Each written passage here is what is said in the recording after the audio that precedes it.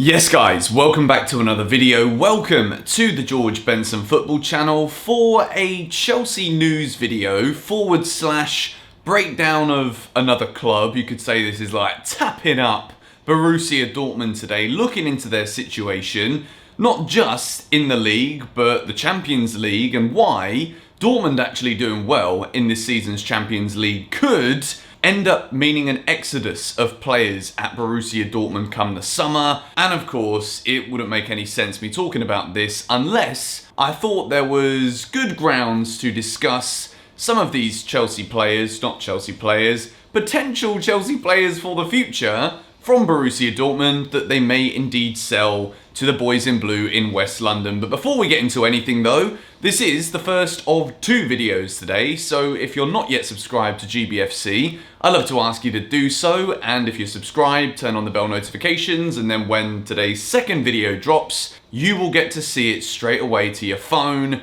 or wherever it is you watch my content. But let's take a little look at Borussia Dortmund's current situation. First things first, in the Champions League last night, away in Seville, you know, winning away in Seville isn't an easy thing to do. Dortmund won 3-2, Erling Haaland listened to the phone call from Kylian Mbappe saying, "Listen bro, I'm after you," and Haaland went and scored twice. Not quite a hat-trick, but still, it's very much another pointer in the direction that football, the turning of the guard, is happening right now. Messi, Ronaldo, it's gonna be Erling Haaland and Kylian Mbappe for the next 10 or so years plus. So that's quite exciting for football. But looking at their Bundesliga league form, I'll put the table up on the screen for you now. They're 16 points adrift of Bayern Munich and 6 away from the top 4, which is of course Champions League football for next season, which we all know, and if you don't know, Champions League football is worth a lot of money for teams season on season, year on year, and the Europa League, it doesn't really get close. So Borussia Dortmund, in order to not only keep their star players happy, and some of their star players are some of the best young players in the world, they need Champions League football to keep them happy, but rolling it in to where the real issue is at Borussia Dortmund, financially, they're pretty desperate for Champions League football.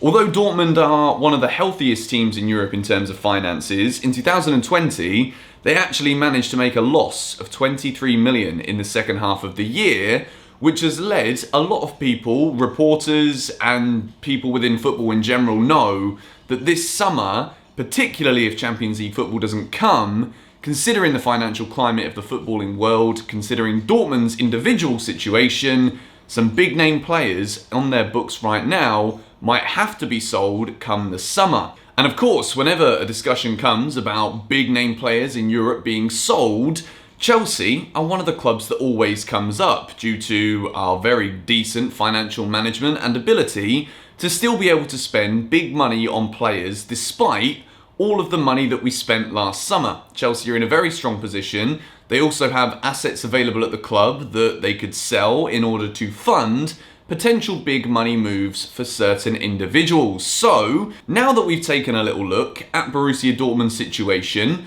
we're aware that some key players might well be sold this summer. There are 3 in particular that I think Chelsea might be in the conversation for. There's one who I think we definitely will be, who I actually think would fit in perfectly at Chelsea. I think you all know which one of the 3 it is, but we're going to start by talking about Jadon Sancho. Now, Jadon Sancho to Chelsea, it was one of the first rumours that I like to really push here on GBFC, simply because not only do I think Jadon Sancho is a phenomenally talented footballer, but I always love these narratives where players who actually support Chelsea Football Club end up playing for Chelsea Football Club. Jadon Sancho, he's a London boy, Chelsea fan growing up, and I've always bought into this wonderful idea that Jadon Sancho to Chelsea is a dream signing, not just for me personally, but with Sancho's age and the quality that he's already shown, we know that he's going to be one of the best wingers in world football for the next 10 or so years. So, Jadon Sancho, where do we all sit on this at the moment? Let me know your thoughts in the comments. Manchester United are the clear favourites. Last summer, it looked as though they were going to sign Sancho, and then for whatever reason, Ed Woodward pulled out of the deal saying, we don't want to spend that much money. Yeah, great, nice one. He stays at Dortmund, it's good. I'm happy with that. United are clearly the favourites. Last summer, it was in excess of 100 million. Due to Dortmund's financial situation and potentially no Champions League football next year, that price will probably be significantly lower. And if Chelsea are going to enter the race, I'm thinking between 80 and 90 million could be what we'd have to spend on Jadon Sancho. The fact that Sancho is a Chelsea fan, we've already discussed that that might be a favourable move for him if Chelsea are in fact interested in the player. However, what would happen to Callum Hudson-Odoi, who is finally seeming to break into the side in a position where if Sancho was to come in, he would be directly looking for Callum Hudson-Odoi's spot? What would it mean for Christian Pulisic, a man who has fallen off a little bit recently, but at such a young age, and with the quality we've already seen from him in a Chelsea shirt, we got him from Borussia Dortmund as well. It's one of those where that business relationship could help Chelsea if they were looking to go for Sancho or any of Dortmund's other players. But with those two in particular,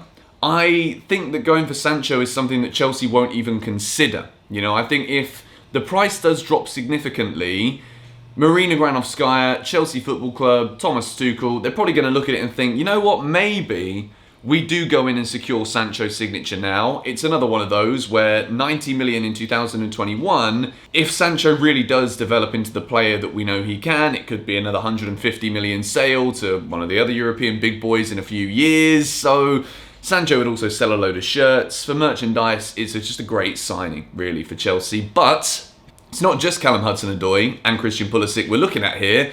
There's also Hakim Ziyech, who at the moment isn't really looking like he's part of Tuchel's plans. Hakim Ziyech, you know, there's a lot of talks that he might be moving on already in the summer, which is something we don't hope to see. But Jadon Sancho, as much as this story, not necessarily just to Chelsea, but to United and other top European clubs, I think it will develop massively over the course of the next couple of months, particularly if Dortmund don't manage to move up the table in the Bundesliga from 6th at least into the top 4. 16 points adrift of Bayern Munich. There's no title challenge happening this year for Borussia Dortmund, but Jadon Sancho, I think it's an unrealistic one, personally. I think the fact that we've got Callum now breaking into the side, Pulisic, Ziyech already, going for Jadon Sancho, it's going to put a lot of talented players in a really sticky situation, including maybe himself as well. He might look at it and think, too much competition, don't want to do that. Goes to Man United where he walks straight into that side. So Jadon Sancho to Chelsea, I don't think it's going to happen. I would love to see it happen, but I also am very happy with the wingers we currently have at the club. So now we move into talking about Jude Bellingham, who is the second of 3 players in particular that we're looking at today. There are a couple of stories a few months ago, I think back in like November, December time last year, where Chelsea were supposedly looking at Jude Bellingham, who's only 17 years old by the way. Chelsea were looking at him as a potential alternative to Declan Rice, who we all know we were heavily linked with, but then January, it was a Lampard-esque kind of signing, and then things weren't going very well. Chelsea probably didn't want to give Lampard the budget, and Declan Rice is an extremely expensive signing, so these talks of Jude Bellingham were paramount a few months ago, and at 17 years old, he's already starting games for Dortmund. He's played a lot of football already at the very highest level in the Bundesliga. So Jude Bellingham, Chelsea supposedly have already looked at him, and the question with Dortmund is, although they might need to sell some players, do they really want to sell both Jadon Sancho and Erling Haaland in the same summer? If they don't get Champions League football, then they might just have to do that because both of those players want to be playing at the very highest level season after season. And they might not, or one of them or both of them might not want to say, despite the current situation, you know, we don't want to be playing Europa League football and we both want to leave. That could very much happen. So if Dortmund manage to make it to the Champions League, or if they go on a huge Champions League run and who knows, even win it this season and get back in it next year, then I think that both Sancho and Haaland won't leave in the same summer, just because it's too much high quality talent that Dortmund would then have to go out and try and replace in order to have a sustainable quality squad to be competing in the future. They don't want to just have this one bad half of a year of losing money, having a poor season, and then just fall off the face of the top level of European football. Dortmund won't want to see that happen, but Jude Bellingham, 17 years old, quality player, but at the same time, Chelsea already have an absolute abundance of midfielders at the club already. I don't think that one's going to happen. But the final player that we're going to discuss, and I've already talked about it here on GBFC, but I do think it is the most realistic signing that Chelsea could make if the Dortmund exodus of players happens. Erling Haaland. You know, there's going to be so many teams that are looking at what he's currently doing. He scored another 2 against Sevilla. Erling Haaland, in my opinion, is one of those players where you just throw a blank check at him. You know, he's that good. I think he's going to score so many goals in European football that we're going to be looking at similar stats to that of Ronaldo and Messi. You know, I'm not going to say he's going to be that great, you know, greatest of all time conversation that Messi and Ronaldo have obviously been hogging for the past few years, but Haaland's goal scoring record at his age is absolutely incredible.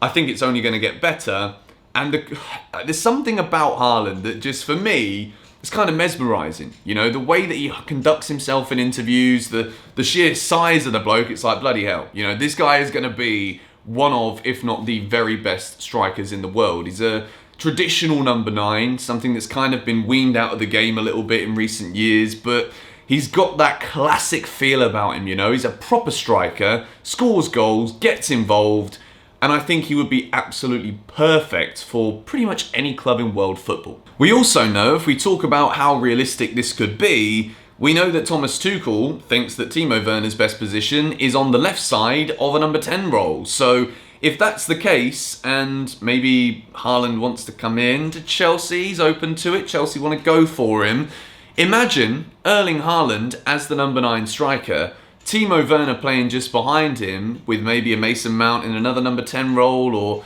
Kai Havertz or Christian Pulisic. There's options there, and I think for many years to come, that could be one of the most ferocious attacking lineups in world football that Chelsea could have. Will we go for Erling Haaland? I really hope we do. If he ends up leaving Dortmund this summer, Chelsea, I think, have to at least be involved in the conversation. There's not many clubs in the world that could afford Erling Haaland. You know, City, they probably need to make a marquee striker signing, with Aguero probably leaving soon. Gabriel Jesus was the last striker they bought. They're going to win the Premier League this year. They could end up winning a quadruple this season, and that would be a massive statement signing from City. But have they ever really been the club to spend 100 million on a player? No, they might not do it. They might never do it. So who knows with that one. Real Madrid's another obvious one. Bayern Munich, you know, they've already got Lewandowski. It probably is not going to happen. So Chelsea, get involved, mate. You know, Liverpool, they're probably going to be involved as well. United, they're probably going to be involved as well. Cavani's 34 years old. So there's going to be heavy competition, but with Chelsea's negotiating power, we bought Pulisic from Dortmund already. Dortmund looking to sell. Everything is kind of lining up for Chelsea to go in for at least one of these Dortmund players this summer. Let me know in the comments down below, if Chelsea were to sign one player from Dortmund, which one would you like to see us sign? I hope today I've gone through enough reasons between at least those 3 as to why they could be good for Chelsea, might not be good for Chelsea. Will it happen? Won't it happen? Let me know all your thoughts in the comments below. And as I said earlier in this video, there will be the Chelsea Q&A coming out later. I've picked 10 of your comments. Going to answer them all. It could be a longer video, so get yourself ready with a smoothie or a cup of tea or a beer or a glass of wine, whatever your preference is. See you guys there. Come on, you Blues.